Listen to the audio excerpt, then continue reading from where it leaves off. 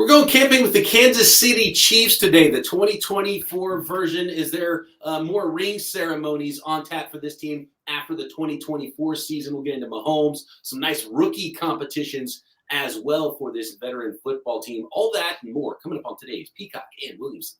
NFL analyst Brian Peacock and former NFL scout Matt Williamson bring you expert NFL analysis every day in less than 30 minutes. Get an inside look at the NFL on the field and in the front office with elite breakdowns to next-level analysis and in-depth information only for the real NFL fans. This is Peacock and Williamson, and it starts now.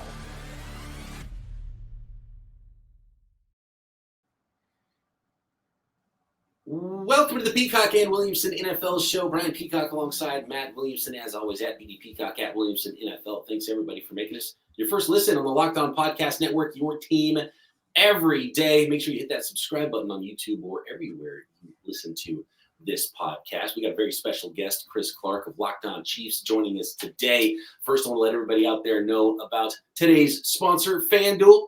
Make every moment more with FanDuel. And we got Olympics, we got baseball every day, and, of course, all those NFL futures and prop bets for the 2024 season. And all customers get a boost or a bonus daily this summer. That's right. There's something for everyone all summer long. All you got to do is visit FanDuel.com to get started. Chris, thanks for jumping on with us today. I know you've been at Kansas City Chiefs camp. The Chiefs have been at camp a little bit longer, a week longer than everybody else. So you've had an opportunity to see these guys in pads for a little bit as they get ready for their August 10th exhibition game to kick off this 2024 exhibition season. Chris, thanks again for jumping on with us. And what's the big takeaway for you from Chiefs camp? Is this a team that looks primed to go on another run, or is this a football team that is just happy to be getting another ring, is going to pack it in for everybody else in 2024? Let somebody else have a chance. Yeah, I don't expect that that's going to be the case, Mr. Peacock. Sorry about that. I do think this is a team that looks like they're going to be primed for another chance at the Super Bowl this year. You look at Patrick Mahomes, he's looked great in camp. Had a couple of off days when the pads first came on, but I think that's more of the receiving core and just everybody getting acclimated to being in pads again, just adjusting their game. Hollywood Brown really looks the part. First couple days in camp, he looked fantastic. He's been out sick the past couple of days, but obviously I think that's just he'll be back very soon, and he'll be back obviously before the first preseason game, which is still a little over almost 2 weeks away at this point. So where are the concerns? I mean, most guests we have on, I'd be like, boy, this defensive tackle rotation is really suspect. Or how about the second corner? I mean, I know they lost Snead, but where are the concerns or the camp battles? Camp battles, left tackle is the biggest camp battle. Okay. That is by far the biggest battle. Wanye Morrison, Kingsley Suamataia is the big battle there. When Suamataia came in, obviously he was LT1 for the first couple days at camp, but that was just rookies. Vets came in, Morris became the number one left tackle. And then right as pads came on, and I was there for camp Friday, Saturday, and Sunday, Kingsley Suamataia was LT1 for the entirety of the time I was there for pads. So it sure seems like it's headed that direction, that he is going to be the starter at left tackle for Kansas City. That's one of the biggest battles. I don't know that you would really put Worthy in there as a battle. Mm-hmm. I do think he's going to be a top 3 wide receiver for them, but I don't know that you would really call it a battle. I think that he's going to be slotted in right behind Hollywood Brown and Rashee Rice. And then you flip it over to the other side of the ball. Your right corner is going to be a little bit of a battle trying to figure out who that starting corner is going to be. Is it going to be a guy like Joshua Williams, who's been there most of the time this year? Is it going to be Najee Johnson? But they've had a couple of different guys that have rotated through, including Keith Taylor and Kelvin Joseph as well on Sunday. So real quick, you mentioned the Worthy and the left tackle situation. Do you feel like this draft class, when they got to draft day, the goals were really that simple, that we weren't happy with our tackle play as a whole and we have to get more vertical? Well, I think that you look at this team, and tackle is one of the biggest things that I think that they were looking for. I think that if they had the ability to do it, they probably would have wanted to trade up and maybe go and get a tackle a little bit higher. But you're going to be giving up a lot trying to move up from where they're drafting. Every single year they seem to be drafting at 32 or in the 30s or late 20s, and it's really hard to get some of those blue chip players. So getting Worthy, I think, was a good thing for them. And he has turned out to be more than just a speed guy. You saw that on tape coming out of college a bit, but he's really showed it at camp as well, being able to fight through coverages and being able to go out and attack the ball as well. The rookies are fascinating to me, and I want to dive a little deeper into both of them. So let's keep going with Worthy here first before we start about Kingsley, because they're both really young players. They both played very early in their college careers, and there's so much upside with both of those players, especially with Kingsley and his physical attributes.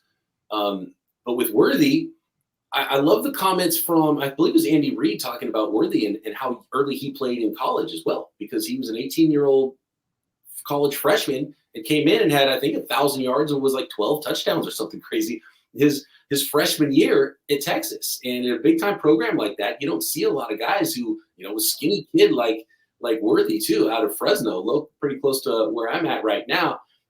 And I know a lot of people love him locally and have raved about him and the kind of person he is and how good of a player he is. And I know he looks like a junior high kid sometimes out there.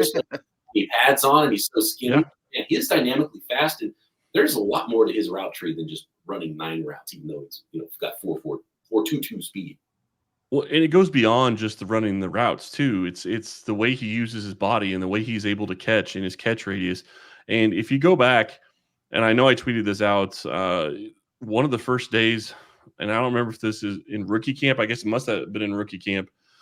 You see Mahomes throw a 62-yard bomb to Worthy, and you're watching Worthy track the ball over his shoulder and go and get the ball. And that seems like a small thing, but when you look back at what Kansas City struggled with last year, when you talk about MVS, it was ball tracking on deep balls, and that cost them so many deep opportunities last year.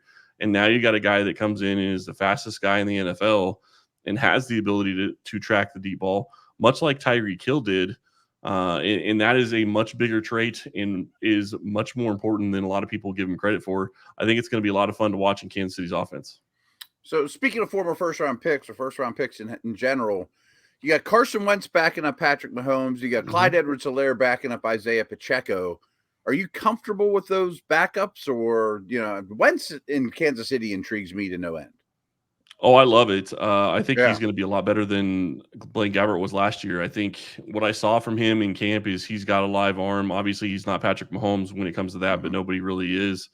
Arm-wise, you're not going to get that in a backup. But Wentz has a great arm, and he's making the right decisions. He knows the offense because he played in a Andy Reid-like offense in Philadelphia, so he already knew it coming in. So I think that's going to be a big plus for Kansas City.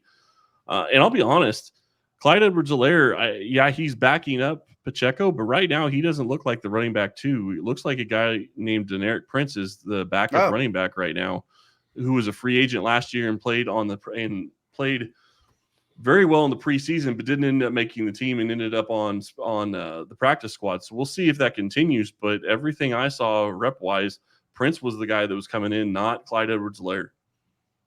So judging by what you just told us about Kingsley Suamataia, the second-round pick for the Kansas City Chiefs, and his battle with Wanya Morris, last year's third-rounder, right?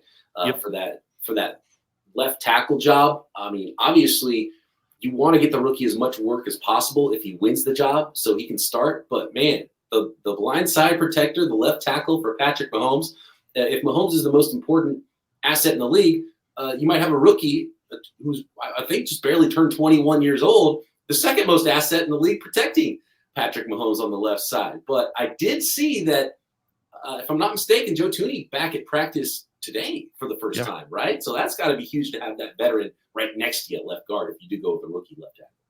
Yeah, and he's been, a perennial All-Pro for most of his career in Thuney, and I think that's going to be huge. So I will say this. It is concerning if you look at it and think, okay, well, we're going to have a veteran that is – a rookie that's going to be protecting Mahomes' blind side. But let's go back a couple of years. You had Creed Humphrey and Trey Smith who came in and both started as rookies for this offensive line. I know it's not the backside and the blind side of Patrick Mahomes, but somebody, straight up center is going to be a much bigger issue than somebody coming off the left tackle. I do think that Suamataia, if you look at his family tree, he's related to Penei Sewell. There is a lot of different guys in the NFL that are that he's been related to. And I do think that you look at what he wants to do and the way he goes about his game, I think he's going to be a fun player to watch in Kansas City. He's going to have his rookie mistakes. I think that's just reality, but I think you have to let him play through it. And you did see Wanya Morris start a little bit last season, and he was inconsistent. So the question is did he get better in the offseason? It didn't really appear to me when I saw him at camp that he had really gotten better and improved on the things that he needed to improve on. So to me, you draft this guy that's 21 years old. If he can find a way to protect Patrick Mahomes' backside in year one, you have a guy that can sit there and play tackle for the Chiefs for the next 10 years for pretty cheap. All right, I want to get into the defensive side of the ball next. Some questions I have about Patrick Mahomes and if he might see some of these quarterback contracts and is like, wait a second, maybe I should be up next as well. We'll get to more about the 2024 Kansas City Chiefs, a prediction about the AFC West as well with Chris Clark of Locked On Chiefs next.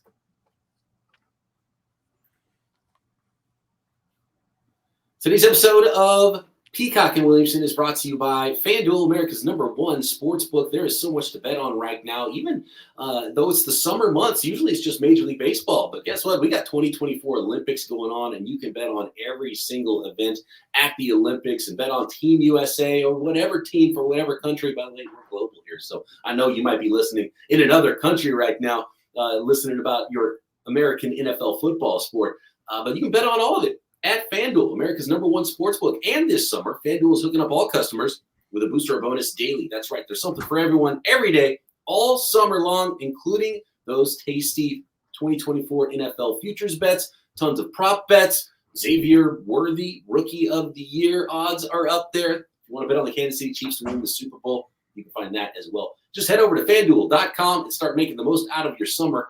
FanDuel, official sports betting partner of Major League Baseball.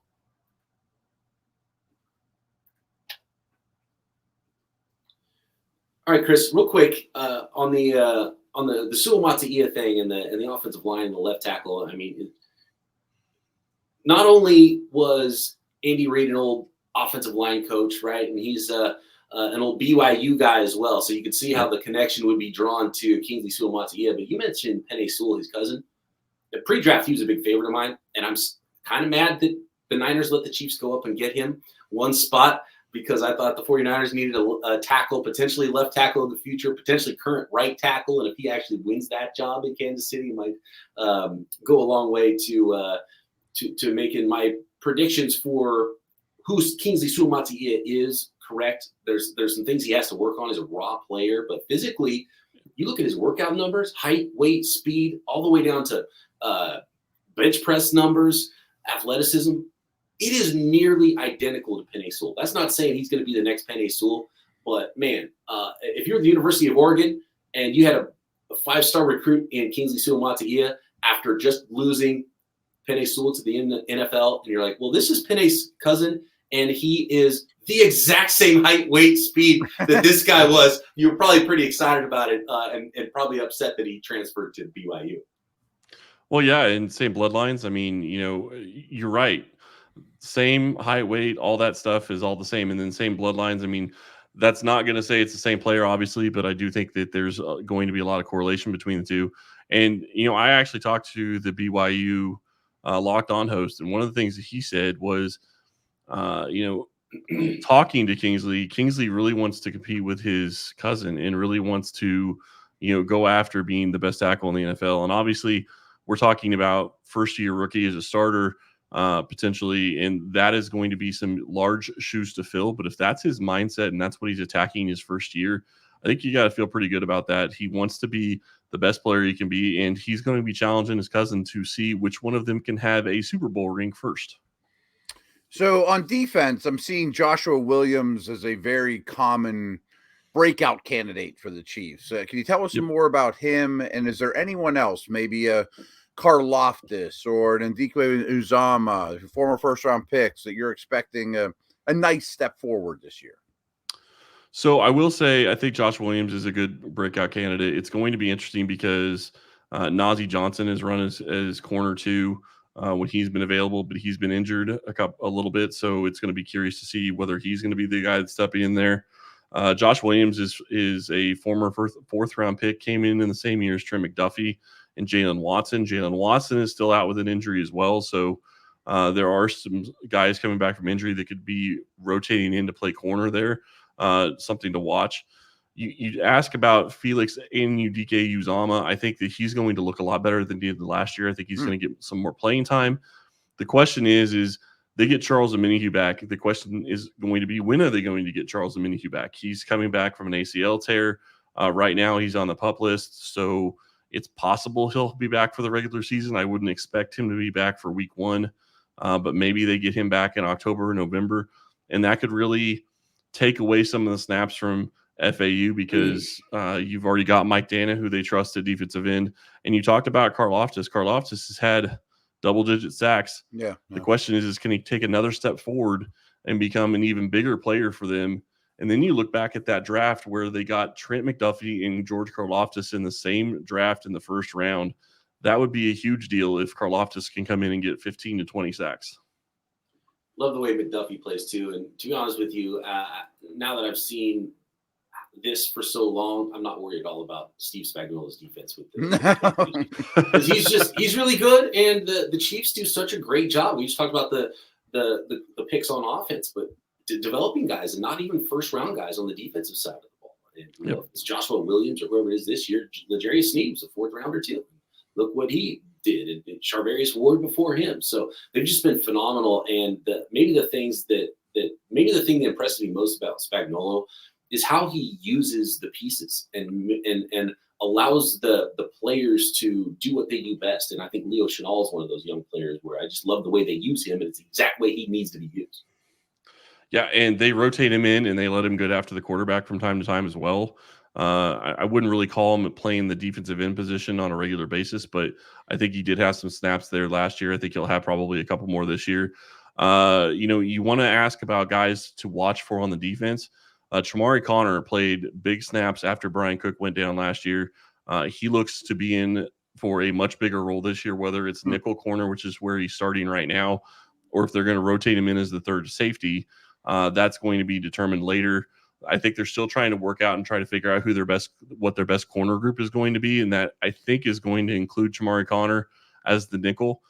And if that happens, then you're going to see another guy that they drafted this year in the 4th round in Jaden Hicks, who's going to step in and be that 3rd round safety, who's going to be moving all around the defense. And Spagnolo is doing what he's done with the past couple of years. You know, you go back to the year that Brian Cook and Trent McDuffie were drafted. Spagnolo was after him in OTAs and in training camp, making sure that they knew exactly what they were seeing and they were all on the same page. He did that with Connor last year, and he's doing it with Hicks this year. He is going to continue to develop those guys that they bring in for the back end of the defense. So injuries aside to Chris Jones or whatever, I mean, the obvious stuff, is there something that worries you that could derail the defense? Injuries are going to be the big one. I do think that it's hard to find holes in this group. Yeah. No, I agree with you. I mean, you look at the linebacker group. I think last year, Drew Tranquil being the 4th linebacker gave them a ton more depth than we were expecting that they were going to have. That could be a little bit of an issue if you end up getting a situation where you have an injury with Bolton or Tranquil or Chanel, like you mentioned earlier. I mean, that would possibly get you into an issue where you have a guy that's not going to have a ton of experience. The biggest issue I would see, without talking injuries, is they don't really have a Frank Clark type.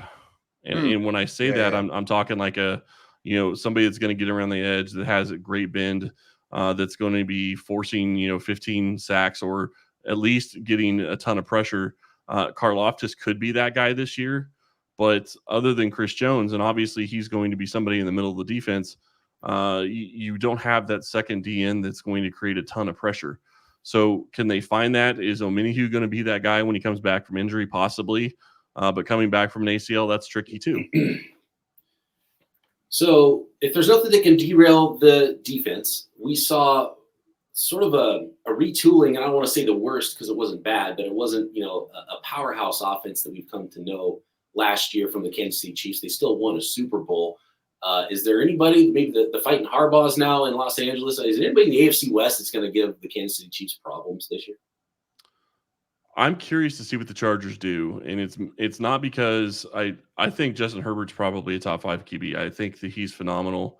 But my question is, are they going to use him in that sense, or are they going to go back to what it sounds like they're going to try to go to, which is more of a running style? You look at Las Vegas, they don't really have a QB that I would be that worried about, and that's the biggest question that they have. Denver, Bo Nix, I mean, same type of deal. So the question is going to be, what are the Chargers going to do in year one? I have a hard time believing that they're going to challenge Kansas City for the AFC West. I feel very confident in the offense this year. You look back at last year, they didn't have the wide receiver core that they have now. And we haven't even talked about their third-round pick in Wiley, the tight end that is a lot like Travis Kelce. I'm not trying to call him Travis Kelce, but his body type, size, speed, that type of stuff. And he was also a former QB in high school. There's a lot to like there about him, and it could be a lot of fun to watch them in 2 tight end sets this year. I have Jared Wiley in every one of my dynasty leagues stashed away just to see how it goes. Last thing I have for you, though, I don't see a lot of competition in the West, but is there an AFC team that you fear most? I mean, obviously, Bengals with Burrow, Lamar's an MVP. But I mean, there's some competition, obviously. Yeah. And I think that's the big question right now is that, Buffalo is competition with Josh Allen. Are they going to be able to take a step forward with their offense? Is their defense going to be able to compete? Then you look at, Cincinnati, like you mentioned. Yeah, they have Joe Burrow. He's coming back from injury. Is he going to be the same guy that he was before? That's a question. And right now, they don't even have Jamar Chase. And who knows when they're going to have Jamar Chase. You would assume that gets taken care of before the season, but that's a question right now. They're going to lose T. Higgins at some point. Obviously, it probably isn't going to be this year, but there's some questions, and there's some teams in the AFC that I think that the Chiefs have to be worried about. What are the Jets going to look like this year if Rodgers is actually able to stay healthy? That's the big question when it comes to that team. Maybe Houston. Yeah, I was about to say Houston is a fantastic team. I like what I saw from C.J. Stroud last year. The growth there could be something that could be challenging to Kansas City. There's lots of different places that could have good years. What it's really going to come down to, and it's not necessarily going to be this season, it's going to be the next couple of seasons when you start looking, okay, some of these QBs that are getting paid these huge contracts, can they make up the difference? And, you asked about Mahomes earlier about his contract. I don't think he's worried about it because one of the things that he's always been concerned about is putting good players around him.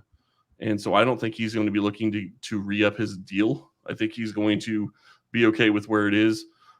He's making a ton of money, and he's making money on the back end through endorsements because he is a Super Bowl winner, multiple Super Bowl winner at this point. Yeah, you just got to do a couple of ads, and he can make up that difference real quick between where he's at, $50 million per year, and the 60 that's going to be going around real soon. I feel like there might be some backdoor negotiations going on, and like we just here's a little more money. Just be happy and don't hold out on us. All right, that is Chris Clark. He's the host of Locked On Chiefs. Find him at Chris Clark NFL. Make sure you are listening to Locked On Chiefs daily right here on the Locked On Podcast Network. Chris, appreciate the insight, man. Always fun talking to you. Thanks for having me, guys. Appreciate it. This episode of Peacock Williamson is brought to you by Game Time. Game Time is the authorized ticket marketplace of Major League Baseball, which makes getting tickets faster and easier, and prices on the Game Time app actually go down the closer it gets to first pitch. In fact, you can save up to 60% off buying last-minute tickets for sports, concerts, comedy, theater events, NFL games too. And guess what? Those get cheaper the closer it gets to kickoff, although you might want to get some of those prime tickets sooner rather than later for those special games you see on your favorite team's NFL schedule.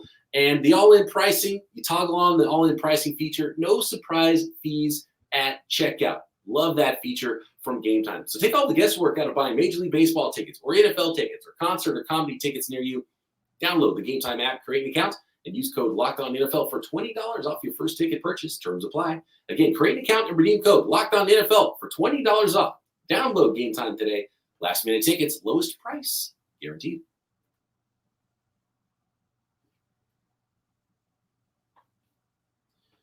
Matt, I can't believe the stupid Chiefs, after after winning a Super Bowl, beating my 49ers, kind of did what I was excited the 49ers could potentially do in the first couple of rounds of the draft. I didn't really think they needed to go trade up to go get Xavier Worthy, but I had a sneaking suspicion the 49ers were in on a wide receiver late in round one. And I think Worthy would have been more fun than Ricky Pearsall, even though Pearsall does feel like a Kyle Shanahan type of receiver, and I think it's going to be pretty good. And by the way, Ricky Pearsall just hit the field for the 49ers in pads after starting off with a little hamstring injury. So we'll have some reports from Niners camp, and I'm sure you got some reports from Steelers camp coming up for us because there's a lot of questions there. But in the Kingsley Suamataia thing, we talked a little bit more about it off the air. And just phenomenal 1-2 pick there, I think, for the Chiefs to go get their biggest needs and get some high upside players. And with Mahomes and Reid and Spagnolo, I mean, the Chiefs are in just such good hands, and it's not like the teams in the West are closing the gap. No, and you're doing a very poor job of hiding your Suamataia envy. I think you wanted him to be a Niner. I mean, a month before the draft, I could have told you wanted him. You know? Well, if you remember, he was my pick in the mock draft in the late round one area. Like, he's got round one ability. Clearly, there's some work to be done there with him. But the Chiefs the Chiefs are good in winning back-to-back Super Bowls for a reason. So I think that's kind of what I'm getting at. That's the thing. I mean, even their team building is strong and their development is strong. You know, they churn out mid-round defensive backs into big-time players, and Mahomes and, of course, Reid and Spagnolo make up for any little issues you have. And that was a really fun interview, as all the Locked On hosts are, but I had a hard time poking holes in his team. Right. Yeah. A lot of the things we do is team building, trying to find where the problems might be, how those get covered up. And look, if you're trying to it could go wrong with not having a good left tackle, or we've seen some young receivers drafted pretty high, not really work out all that great for Kansas City recently. Yeah. So it's not like Worthy's a slam dunk to be a phenomenal player for them. Even though I think he'll be a really nice fit. And I'm excited to see how that looks. And it's no guarantee that every time they draft a fourth round corner, he's going to end up being a shutdown guy for them on the defensive side of the ball. It's just like, well, it's almost expected that those things are going to happen, though, because of how well, how good the program is there. And then when you look at the competition, it's interesting that Chris talked about the Chargers, because the Chargers do have a star quarterback, and Jim Harbaugh is a good football coach. Mm-hmm. I don't know how far away they are or how instantly things could get turned around, even if they do everything right with the Chargers. But you look at the Broncos, and Bo Nix is like, man, even if Bo Nix becomes the maximum of what you think Bo Nix is going to be, he's still the third best quarterback in the division, even if he's everything. Like, if he's great. Is he the next Drew Brees? That's what he would have to be for it all to make sense and come together to me for the Denver Broncos too. And the Raiders, there are some listeners that pushed back on our Raider takes and think they're closer than we think they are when we were ranking the team defenses and some of the other things. But even the most ardent fan of the Las Vegas Raiders can't expect, even if things go well in a lot of places, that Gardner Minshew or Aiden O'Connell is really going to take them to the top of the AFC West against Mahomes, right? I tend to think it's the least competitive division in the league. I mean, if I brought up Wentz, if Mahomes misses 6 weeks, I still think Kansas City could win the division. And yeah, I mean, let's say the quarterback situation vastly improves in Denver and he looks like a guy. I still think they are in competition for worst roster in the league in Denver. I mean, I think the Raiders, maybe I'm selling them short. I mean, I'm willing to concede that, but I can't see Minshew and O'Connell out-dueling Mahomes. I mean, like, they're polar opposites in the quarterback spectrum. I adore Herbert, but I'm definitely lower than consensus on the Chargers. Like, if we do over-under win-loss stuff, I'm going under. Like, I really dislike their weapons. I dislike their defensive tackles. I'm going to be all in on the Chargers like crazy next year, not this year. I don't see much, That's what it feels like with the Chargers. But, when Jim Harbaugh took over the 49ers, and maybe we'll dive into this a little bit more in the mailbags, if you have some questions about the Chargers under Harbaugh, they were instantly awesome. Sure. They had a few more pieces, but you didn't quite know how good those pieces were until Harbaugh showed up. So I wonder if there's more talent there. And look, they've got big-time edge rushers. Their offensive line should be good. That's That's a pretty darn good start. So maybe the Chargers, even though they've lost some pieces and it's been weird over there, maybe they're closer roster-wise than we're giving them credit for if everything does hit right with Harbaugh and he still has his magic. And I think an elite coach, and he might be an elite NFL coach, and that's not something I throw around very much, can make a huge difference. But boy, I mean, their weaknesses are all their skill position players. I mean, that's important. D tackles really bad. I mean, I don't think off the ball linebacker is very good. Again, I just don't think Rome was built in a day. They don't have Willis and Bowman in the middle of the field. That would help. Yeah. That said, Chiefs easy. It's hard to project the Chiefs not winning that division. Right. After that is where it gets really interesting to me. Do you want to plant a flag in one of the other teams as like the second in that division this year? Second in the division, no. But I mean, I could see the Bengals giving them all they could handle, or the Ravens, or if they'd happened to go. I was gonna say Miami, but I don't know. I mean, the East teams, I wonder if they can hang. Yeah. I'm really interested. Houston, Miami, Houston, maybe, because the Buffalo's not better than they were. No, but I do think Allen's the guy that could go toe to toe with Mahomes more than anyone in the league. Right, but they've kind of the Buffalo Bills have taken a step back for sure. The Bengals are the one I would want to be. That, like when I asked them who you're most afraid of in the AFC, I think I'd say Cincinnati if I was looking through Kansas City's eyes, and Burrow's beating them in the playoffs. If somehow you have to go to Miami in the playoffs, and Miami doesn't have to go to you, then maybe that's why I almost said that and didn't, but they just wiped the floor with Miami in the playoffs a couple months ago. I know it's different circumstances, but yes. You're right. Yeah. In Miami, maybe. There you go. What are your thoughts on the Chiefs? Who's going to knock off the juggernaut that is the Kansas City Chiefs? Let us know at BD Peacock, at Williamson NFL for tomorrow's mailbag episode. Drop a question on YouTube as well. Make sure you're subscribed while you're there. Matt and I back tomorrow right here. Peacock and Williamson.